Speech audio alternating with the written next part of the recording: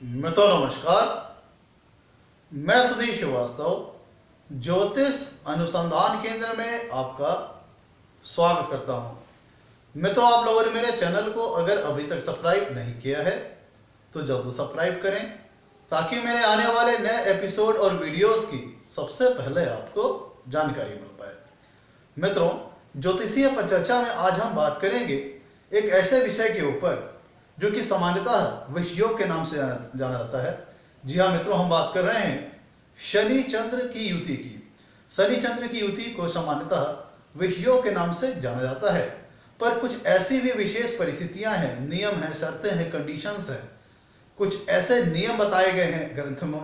जहाँ पे ये युति राजयोगकारी भी हो जाती है। जी हाँ मित्रों, आज हम चर्चा कर रहे हैं शनि चंद्र की युति के वो एक्सेप्शंस, वो अपवाद जहां पर यह युति विषयोग ना बना करके राजयोगकारी हो जाती है और उत्तम फल प्रदान करने वाली हो जाती है। मित्रों, हम बात कर रहे हैं जातक पारिजात ग्रंथ में वर्णित राजयोग में चैप्टर नंबर 7 में और श्लोक नंबर 53 पर यह कहा गया है। जातक पारिजात में चैप्टर नंबर 7 में श्लोक नंबर 53 में कहा गया है कि अगर कुंडली में शनि चंद्र की युति कुंडली के चौथे भाव में, 10वें भाव में या 11वें भाव में बनती है तो ऐसी दशा में, वैसे सामान्यतः यह विषयोग है, लेकिन यह विषयोग तो कहा ही जाता है सामान्यतः इसे, लेकिन ये इस विशेष परिस्थिति में राजयोग के समान हो जाएगी और कई अच्छे उत्तम फल भी प्रदान करेगी। जी हाँ मित्रों, सामान्यतः हम जानते हैं कि शनि चंद्र की युति जो होती है इसे विषयोग के नाम से जाना जाता है और यह युति मानसिक तनाव, मेंटल स्ट्रेस, तमाम तरह के अवसाद और डिप्रेशन लेके आती है। पर जातक पारिजात ग्रंथ में एक राजयोग अध्याय में चैप्टर नंबर 7 में श्लोक नंबर 53 पर यह राजयोग बताया गया है जिसमें शनि चंद्र की युति अगर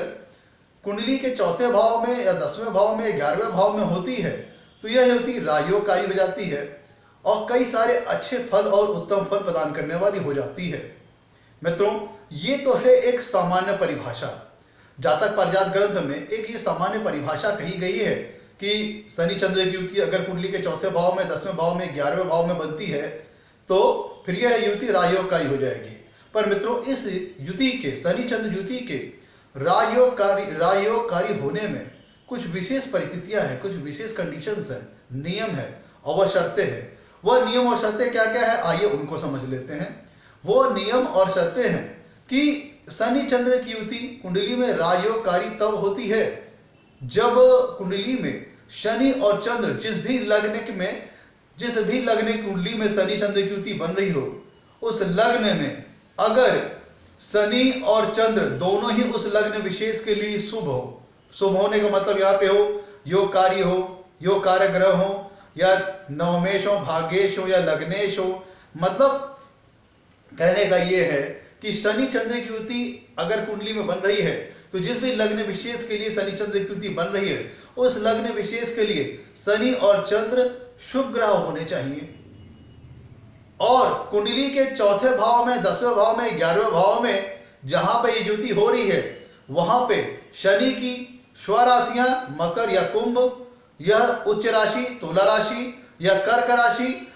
हो तो यह युति अत्यंत उत्तम राजयोगकारी हो जाती है। कौन कौन सी राशियां, ध्यान दीजिएगा कि चौथे भाव में, 10वें भाव में, 11वें भाव में जहां पे शनि चंद्र की युति हो रही है वहां पे शनि की स्वराशियां मकर, कुंभ या फिर शनि की उच्च राशि तुला या फिर चंद्रमा की स्वराशि कर्क हो और उसके अंतर्गत ये युति कुंडली के चौथे भाव या 10वें भाव या 11वें भाव में बन रही है तो यह युति अत्यंत राजयोगकारी हो जाएगी। और अगर ऐसा नहीं है तो वह शनि की अन्यत्र मित्र राशियां होनी चाहिए। ध्यान दीजिएगा, प्रथम कंडीशन तो मैंने आपको बता दी कि शनि और चंद्र जिस भी लग्न में विशेष में युति बन रही है उस लग्न विशेष की ये दोनों शुभ ग्रह होने चाहिए, मतलब कारक ग्रह होने चाहिए, चाहे योग कारक ग्रह हो या नवमेश हो या लग्नेश हो, मतलब एक शुभ ग्रह होने चाहिए, कारक ग्रह होने चाहिए, अकारक नहीं होने चाहिए। और कह लीजिए कि अकारक नहीं होने चाहिए मतलब यूजलेस ग्रह उस लग्न विशेष के लिए नहीं होने चाहिए। और जहां पे युति बन रही चौथे भाव में, 10वें भाव में, 11वें भाव में, वहां पे अगर शनि की स्वराशि मकर या कुंभ आ जाती है या फिर शनि की उच्च राशि तुला या फिर चंद्रमा की स्वराशि कर्क आ जाती है, तो सबसे उत्तम कंडीशन होगी अगर इसके अंतर्गत चौथे भाव, 10वें भाव, 11वें भाव में इन राशियों में अगर शनि चंद्र की युति बनती है तो विशेष लाभकारी, योगकारी और राजयोगकारी हो जाएगी। अन्यत्र कंडीशन में अगर शनि की अन्यत्र मित्र राशियां हैं तो सामान्य शुभ फल प्राप्त होंगे। तो ये तो मैंने आपको जो बताई कि जातक पारिजात ग्रंथ में जो परिभाषा बताई गई राजयोग की, चैप्टर नंबर 7 में श्लोक नंबर 53 में कि शनि चंद्र की युति अगर कुंडली के चौथे भाव, 10वें भाव, 11वां भाव में बने तब यह युति राजयोगकारी हो जाती है। ये एक सिंपल सामान्य परिभाषा है इस योग की, इस राजयोग की, पर इसके साथ कुछ अन्यत्र नियम और शर्तें भी हैं जो मैंने आपको अभी बताई। अगर ये सारी कंडीशंस फुलफिल होती है तो यह शनि चंद्र की युति सामान्यतः जो कि विषयोग कहा जाता है वह इस विशेष परिस्थितियों के अंतर्गत, विशेष कंडीशंस के अंतर्गत राजयोगकारी हो जाती है, जिसके चलते यह युति अत्यंत उत्तम फल प्रदान करती है। और जो चूंकि शनि का नैसर्गिक स्वभाव है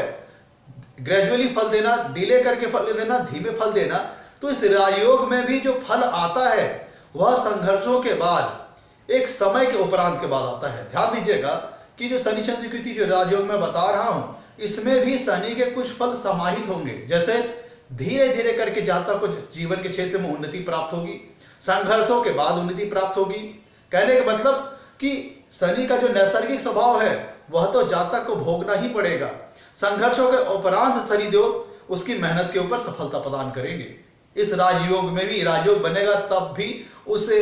एक मेहनत के उपरांत जीवन में सफलता प्राप्त होगी। अब ध्यान दीजिए, एक उदाहरण को मैं आपके सामने प्रस्तुत करने जा रहा हूं। यह एक सिने अभिनेता की कुंडली है, सिने जगत में अभिनेता हैं, उनकी कुंडली है। अगर हम उनकी कुंडली में बात करें तो जैसा कि मैंने बताया आपको, जो कि परिभाषा बताई है राजयोग की मैंने, कि उसमें शनि चंद्र की युति कुंडली के चौथे भाव या 10वें भाव में, 11वें भाव में शनि की विशेष राशियां जो मैंने आपको डिस्कस की, स्वराशि या उच्च राशि या फिर चंद्रमा की स्वराशि कर्क राशि में बने तो यह युति अत्यंत उत्तम योगकारी और राजयोग फल देने वाली हो जाती है। तो देखिए इस उदाहरण में देखिए, ये अभिनेता की कुंडली है जो मेष लग्न की कुंडली है। इस कुंडली में ध्यान दीजिए, मेष लग्न की कुंडली है, 11वें भाव में ध्यान दीजिए कि शनि चंद्र की युति 11वें भाव में कुंभ राशि में बन रही है। तो कुंभ राशि में बन रही है तो शनि और चंद्र, ध्यान दीजिए कि शनि और चंद्र, इस लग्न विशेष के लिए ध्यान दीजिए कि शनि और चंद्र की स्थिति को समझ ले। इस उदाहरण में चंद्रमा इस कुंडली में चौथे भाव के स्वामी हैं और शनि प्रस्तुत कुंडली में 10वें भाव के और 11वें भाव के स्वामी हैं, जिसके चलते इस कुंडली में शनि और चंद्र दोनों ही कारक हो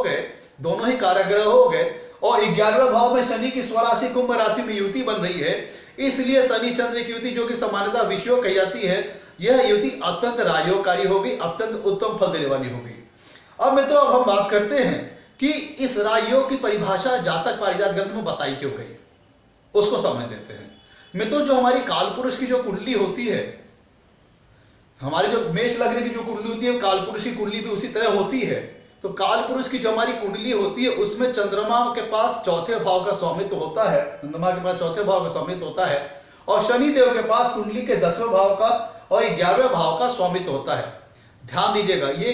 क्यों इस शनि चंद्र की युति को कुछ विशेष परिस्थिति में राजयोगकारी कहा गया, क्यों कहा गया, सो समझ ले कि कालपुरुष की कुंडली में जहां पे चंद्रमा चौथे भाव का स्वामी होता है और शनि देव कुंडली के 10वें और 11वें भाव के स्वामी होते हैं, तो अगर देखा जाए कोई इनके अंदर चौथे भाव का